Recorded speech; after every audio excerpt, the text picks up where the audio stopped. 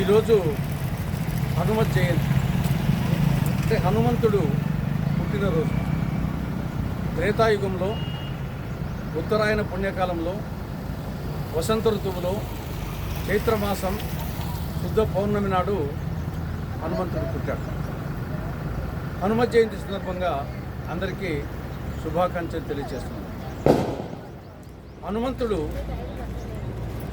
వాయుదేవుని అంశతో అంజనీదేవికి వానర వీరుడు కేసరి పుణ్య దంపతులకు జన్మించాడు.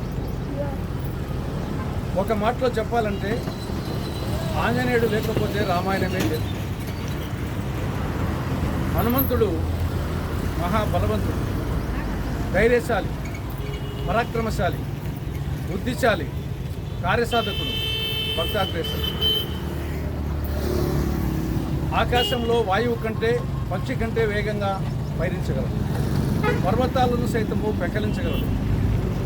కార్యసాధకుడు, అవసరమైతే సూక్ష్మ స్వరూపాన్ని పొందుతాడు, అవసరమైతే విశ్వరూపాన్ని దర్శిస్తాడు. ఏ కార్యం ఇచ్చినా దాన్ని సాధిస్తాడు. అటువంటి కార్యసాధకుడు, కార్యశీలి. ఒక భక్తుడు ఎలా ఉండాలో ఈ ప్రపంచానికి చాటి చెప్పాడు. బలవంతుడు, పరాక్రమవంతుడు, బుద్ధిమంతుడు అయి కూడా శ్రీరామచంద్రునికి భక్తాగ్రేసుడుగా తన జీవితాంతము సీతారాములకు భక్తుడుగా ఆయన సేవ చేశాడు.